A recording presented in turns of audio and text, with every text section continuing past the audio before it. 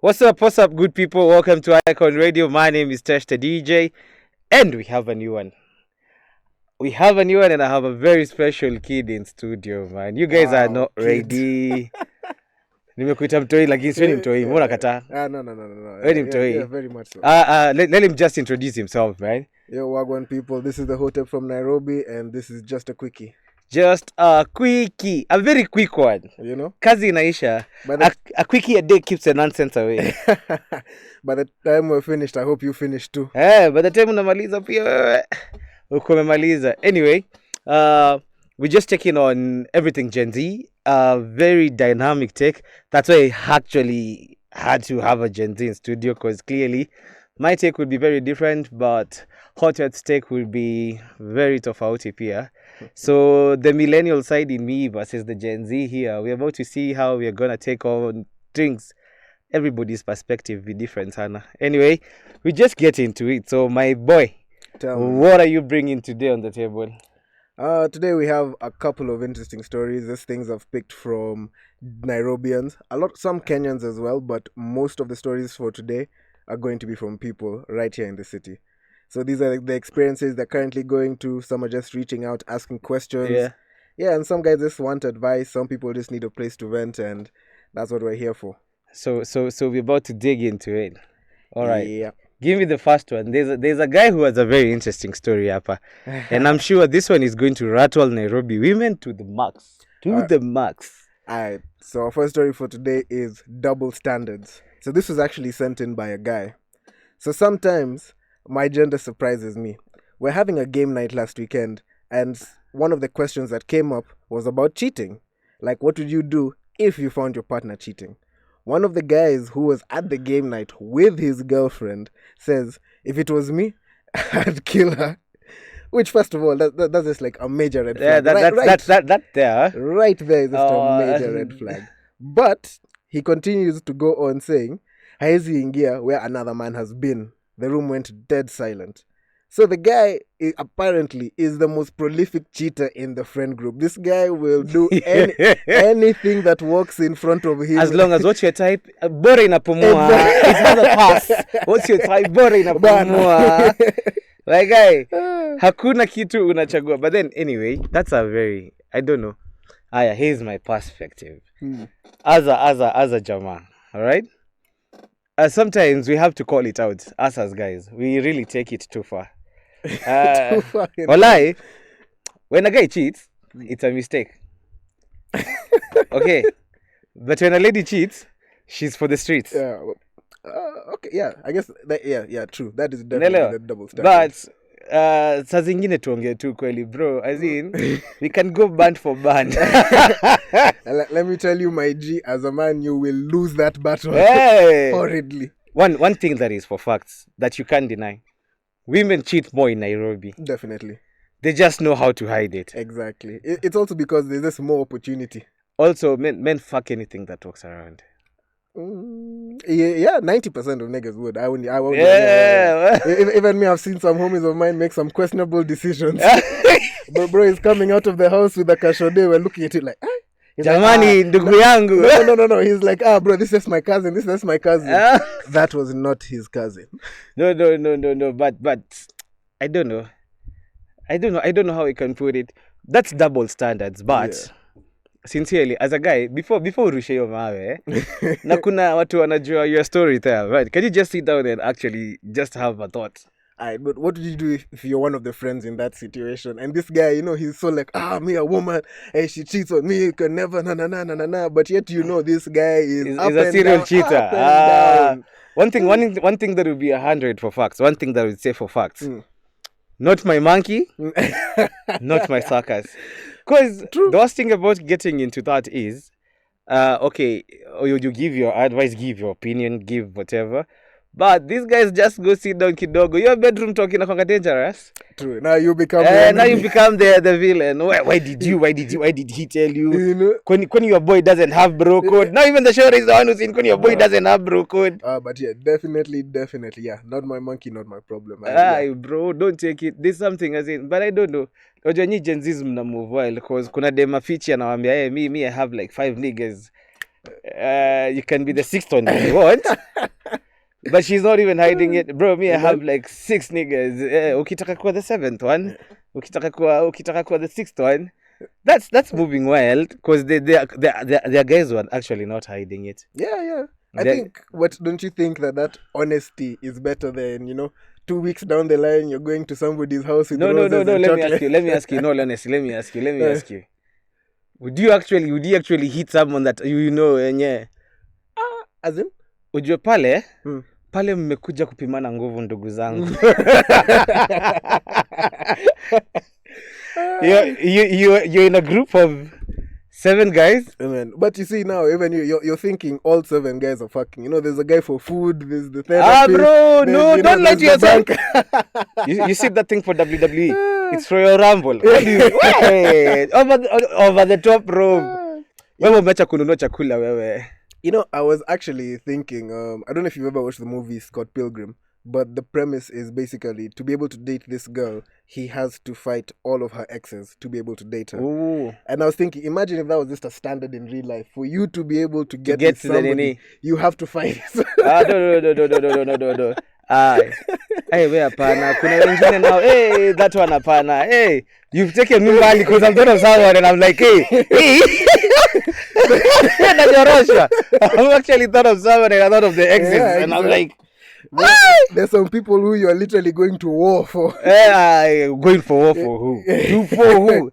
I'd never check it. Let me tell you for facts. Hey, 7 man deep, 70 man deep, bro. You're gonna fight all of them. Kama mapenzi iko, you know, sometimes we have to tell the truth. Some of us are not just the hardest niggas around. My lover boys, by the way. Some of us just love. Lakini vita, I'm not going to war for anyone. Even for my own country, I'm not willing to. I'm not willing to go to Somali for my own country. Sembuse wewe mwanamke jamani. Sembuse wewe. No, it's like so extreme, but no, you're right though. Right. There's a perspective I have here. Yeah. Sawa. Boys say it meant nothing, but still want full forgiveness. Meanwhile, a girl's one DM back, and it's World War 3. Double standard or just double fear? I'd say that's a bit of insecurity as well. Definitely double standards, but there's also a bit of insecurity over there because, bruh, like, come on, my G. Mbona unakasirika haraka hivyo babu? Exactly, my G. Take number 3. Here it is. He has options. She has trust issues. She has options. Now she's for everyone. You've gotten it. He has options. He has options. She has trust issues. When he has options, she's the one with trust issues. But when she has options, now she's for everyone. Bruh, why is her Quickie a scandal but yours is a sport? Why is her Quickie a scandal but yours is a sport? That is a good one. No, like tonge, jama mwenye alituma hiyo story. Like, now the friend, sincerely the friend. Imesemekana the friend anakula mama fua, mama mboga, anything that works, and has a pulse, and is female. Hata Wochi, bro. He says even Wochi. Even the female Wochis in the mtaa, they're not safe because of Ninja. Ninja is taking away everything. Bro. As long as it pumps blood. Mbio mbaya. Why would the Ninja be that angry? Ego, bro. Ego. I think it's one of those ones of also like there was even a discussion we're having some time with some friends, like guys were rapping, and one of the lines that would come up the most was I fucked your bitch, sorry for the cursing, and so somebody asked the question, why do rappers say that a lot? And it came to the conclusion that it's because you see that trust, that genuine hope and love that you bet. I took that from his okay. Never thought of it like that, but that's another level of thinking about it. Before guys get into that relationship, a lot has to go into it, man. Exactly. So by the time, even you like as a guy, like you're like, by the way, you're ready. You start like you put your trust, your faith, you've Yeah, put your eggs in that basket, and you're like, sour. a lot has gone into it. Bana. But anyway, we go to the last take of the day, sindio? Of this topic, because there's another one that is coming up. Na nataka majamaa mkaribie. Jamaa tunawaita mkutano, mnatukasirisha, nataka mkaribie. But anyway, here's the last one. The same guy saying all girls are the same is the reason 5 girls are comparing notes in a group chat. Plot twist. Your Quickie wasn't as low-key as you thought. Bruh. Jama, why are you cheating with girls who know each other? But why are the friends allowing? Why? Like, but feelings are quite plot twist. All of them just wanted to hit you.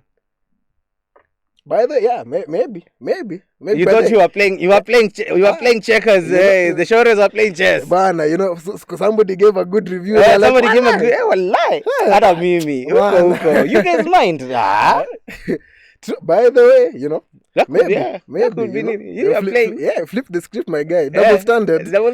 Man. Flip the script. Si wewe ni unatumika ndugu yangu. Bana. Yo, actually, think about it. That's actually interesting. Because if they're willing to compare notes in the group chat, that says a lot. Yeah, but I guess it would be one of those ones of like none of them have any attachment to you. It was just dick and dip. There's no attachment, because you see, like I'd assume in a group chat like that, like for example, no, that can never work with females. Why do you think? Okay, sir. We're built very different as the two genders. Definitely. Females are emotional beings. Mm-hmm. Men are visual beings. That's why before a woman cheats, she has to have that attachment. But see, this is not cheating. This is just sex. There's nothing like sex to women. Casual sex doesn't exist. Or rather, me, the ones I know. They want to be cuddled afterwards. Yo! Bringing it up. My boy has brought it up. And seriously, there's a story here. And wanaume mkaribie. Na wanaume mkaribie. Bana, even this one, even me, I'm like, because my guy. This story has to chomoa about 5 or 6, 7 stories. True. True. A guy sent us something in studio. And I really want you guys to listen to this. My boy, hit them up. Alright. So, the story begins like, the title is, "This was the best night of my life." Uh-huh. So, it starts off like, Yani, I think I have to marry or get somebody permanent sasa. A close friend of mine came over. She stayed late at my place. So, Nick, I'm sure there's no use of you going home late. Just spend the night. So, she agreed. But she said that it's around her time of the month, so she might have an accident if we can go and get pads for her. So I told her that it's 11 p.m, it's not safe, and I'll be faster by myself. So I went out and I came back with 2 boxes of pads and a chocolate. So she asked me, why 2? I couldn't answer, so I just panicked and said, "When is it expire?" Allah. So that night we showered and we went to the bed. She asked me if we could cuddle. And, Miss Jawai. So I was excited to hear her idea. So nikamshow labda anifunze. Akanishow, I stretched my hand, alafu, she slept on half of me. Guys, from 2 a.m., I was awake hugging her and hunting mosquitoes. I have never felt this worthy of greatness in my life. Her head on my chest and legs on half my body was a different feeling. Bruh. My guy. How old is Ninja says he's the best 27 years of his life. In his whole 27 years, he has never experienced this. He says he felt like he was worthy. And greatness. First of all, like as you said, there's so many stories here, but this guy's self-esteem must just be in the pits. Mbaya.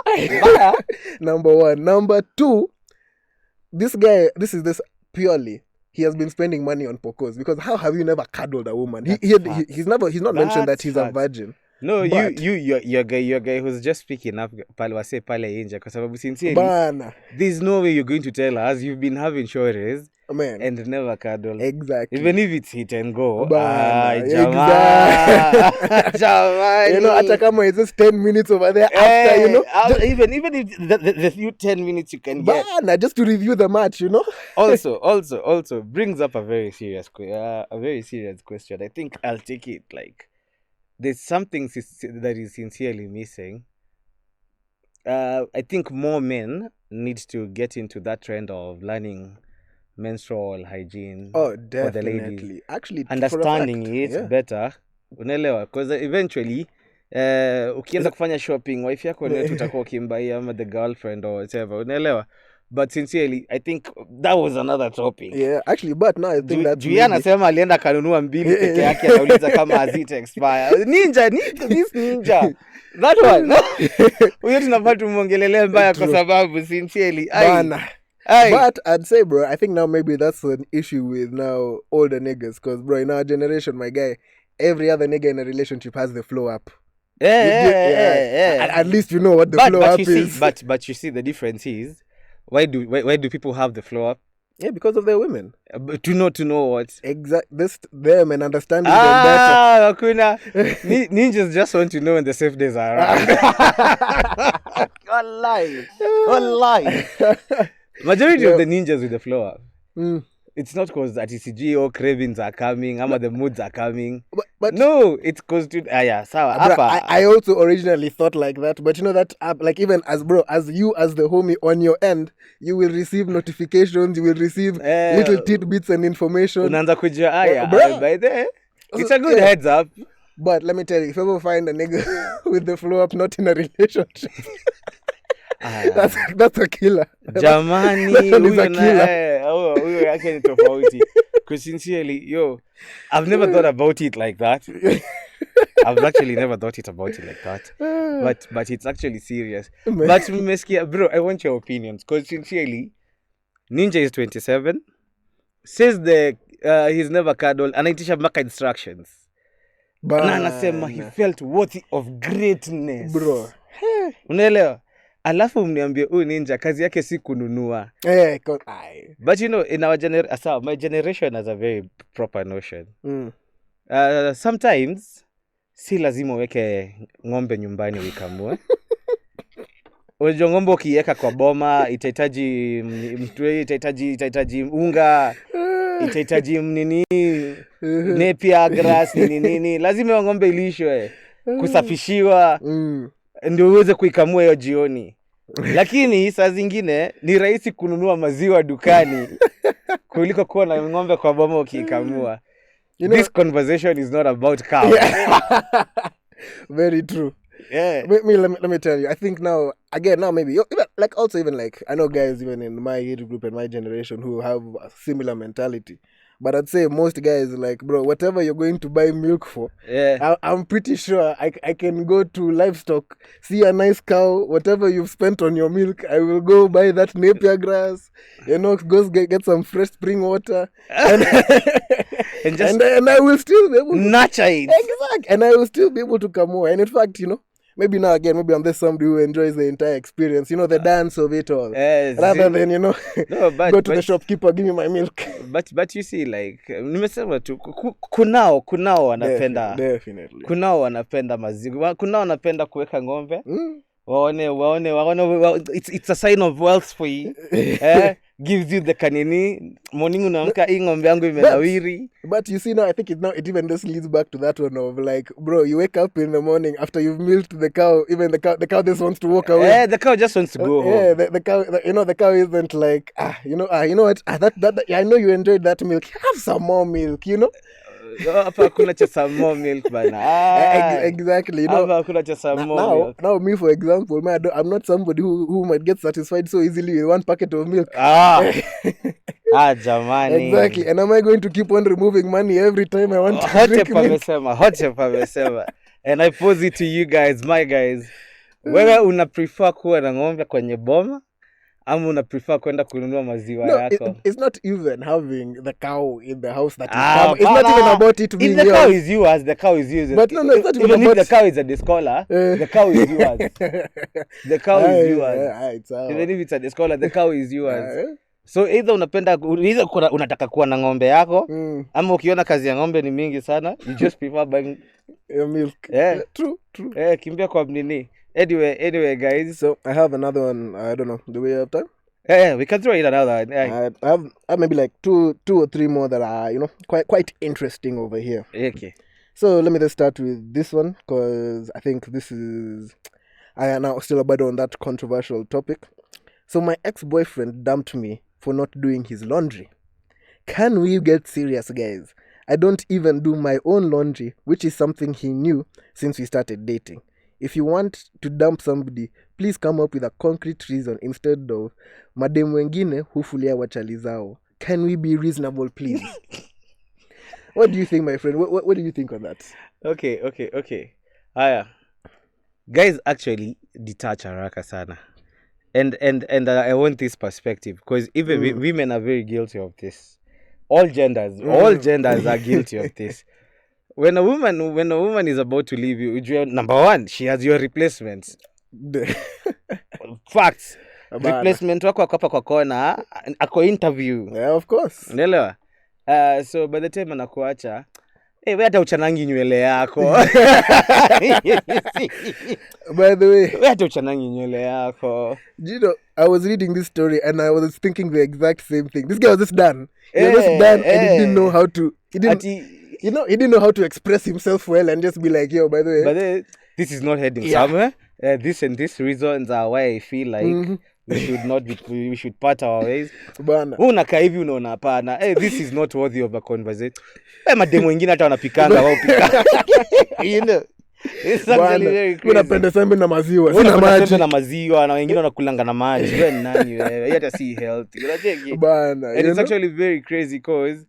But this goes for both genders. Definitely. This does not go for one gender. This actually goes for both genders. Definitely. People need to have real conversations, and especially your generation. You guys are very, very poor at communication. What? That's facts. Number two, you guys will find the biggest reasons to just chomoka. I think, bro, I would like... I'd like to partially disagree with that statement. Okay, I genuinely think communication has gotten better as we're coming down in the generations.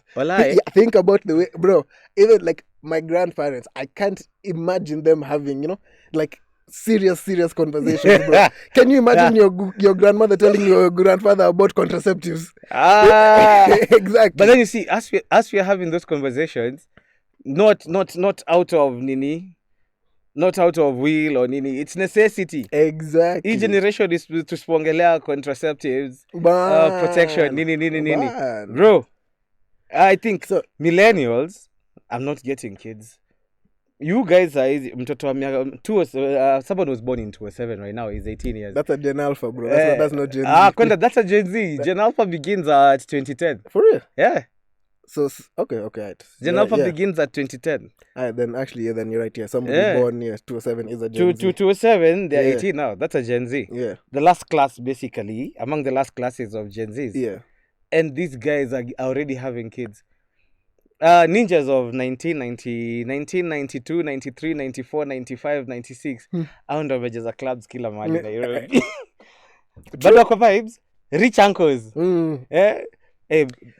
That's actually true. But I don't understand. It's like, and so what I think is funny to me is that all these people who are having kids right now are the most religious people, but it seems they skipped that verse on premarital sex. Yapana.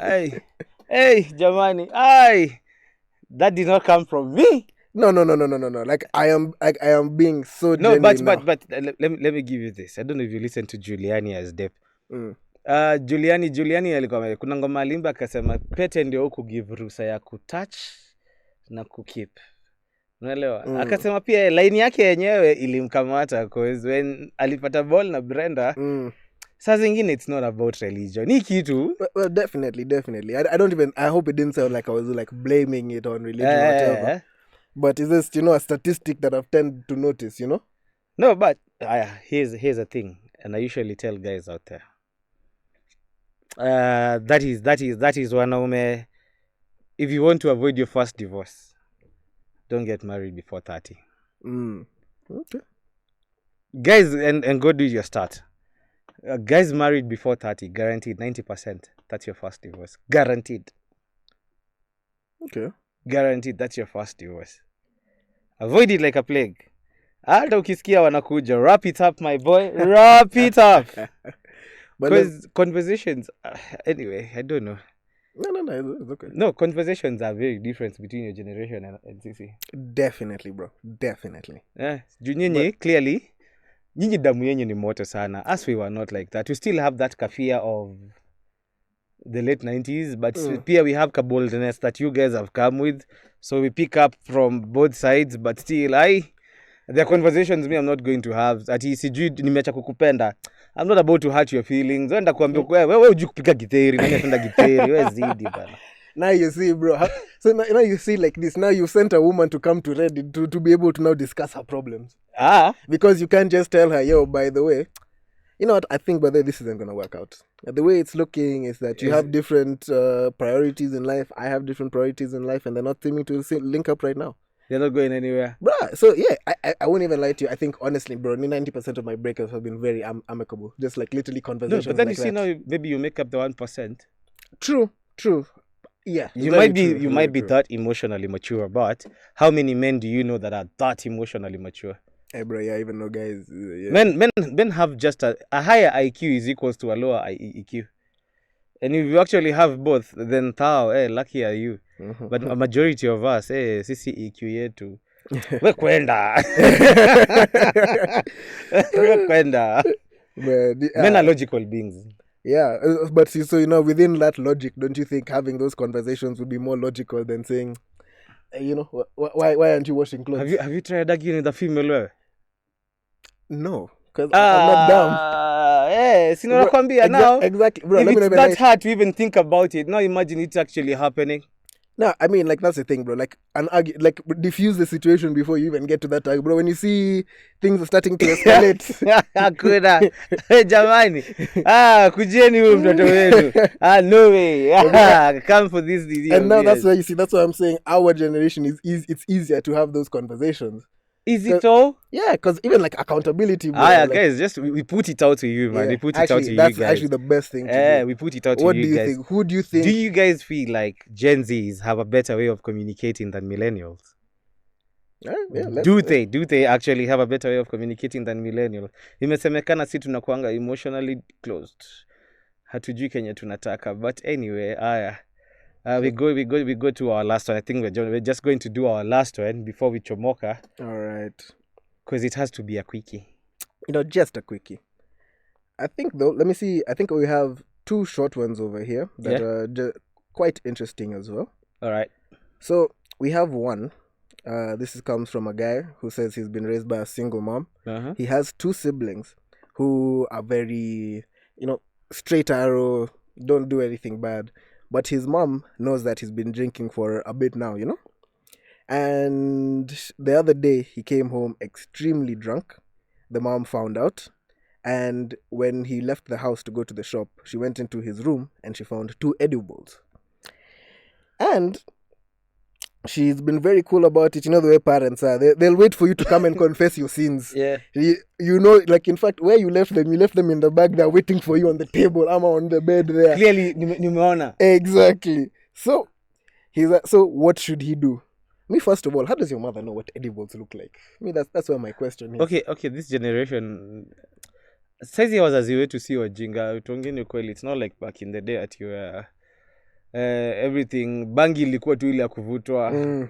Saizi mpaka gummies wanajua gummies ni nini, amwezi ficha huko. Lakini pia edibles acheni kuzipeleka nyumbani. Sasa mzazi angikula hizo vitu akifikiria ni manini. That has actually happened to a friend of mine. Like the mom, and he had hidden them so nicely, it looked like proper biscuits. The mom is just, na hizo mabikazi ilikuwa kidogo unakimbiza mzazi ya hospitali akaekwe maji hapa juu roho inakimbia. Stop taking edibles home. We have to agree on that one. Edibles don't belong in the house. Bro, that's actually quite. There's nothing you can hide from your parent. They're always going to find a way to find it. Man. But anyway, my guy. So I have one more. This is again just a quickie, the final one, just as you finish up. So this guy says, I visited a girl once. I tried touching her, and she said, "Stop it." Only to get home to see a text saying, "You gave up so easily." So if I may ask, nililalisha, what was I to do? Perhaps if I had gone forward, it would have ended up in a setup. Now, rule number 1. If stop comes up, Kisha. funga hiyo hesabu, bro. Bana. Don't dare. So I think he did the right thing. He did the right thing. Yeah. Hata udem aseme nini ama nini, bro, never feel bad about it. If the name stop is going to come up in between your shenanigans, hey, chomoka, run. That should be the only safe word everybody knows. Hiyo nayo ati sijui stop has to be some serious word during your engagement. Bana. Ukisikia jina stop, hata kama ulikuwa wapi ndugu yangu, Bana. wacha na kazi. Close the shop, sit down and go. Because sincerely, that can actually turn very badly for you. Yeah. And it can go very bad very fast. So my boy, don't feel bad about it. You know? Amesema nini, HOTEP amwambia kitu moja ya maana. Stop has to be the only safe word that is clear for everyone. Man, you know. Stop. Across the board. Also, huyo msichana, I don't know. Maybe we should get a girl to give us that perspective. True. There's no way you're going to tell someone stop when they actually stop. You're like, you go gaslight them now and tell them you give up too easily. Yeah. Bruh, clean. Bro, no. Let me give up too easily before I find myself. I'm not doing time. But I'm not doing time. I go up in the streets, you people calling me I defile someone, and just because no. Your reputation is ruined. Yeah, my guy. When the name stops, it may come up. Stop. Man, cut a story. It's just the easiest way. But going back to my other guy, drugs si mbaya, pombe si mbaya. Just do it in moderation. Make sure it doesn't mess up your life. True. You have to wake up to go to work. Yeah. Doesn't mess your responsibilities. Very At true. the end of the day, mambo mingi ikifanyika, bia ni bora baada ya kazi. Always have your nini, but I'm not saying that you drink every day. Also, drink responsibly. Alcohol is not for sale to persons under the age of 18 years. That's my disclaimer, but I've not said it's bad. Engaging in drugs is not bad. You just have to engage in drugs responsibly. That's very true. And I'm not saying you do drugs, Pia. Don't do drugs.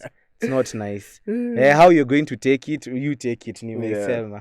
But anyway, I don't know if you have anything else to add, my boy. Nah, man. It's been a nice quick session. I hope you guys are finished too. My coffee. Anyway, guys, that was the first ever episode of Just a Quickie with me, Tesh the DJ. And the HOTEP from Nairobi. And we say to you next time. Man. Because sometimes all you need is just a quickie. Yeah, cheers, man.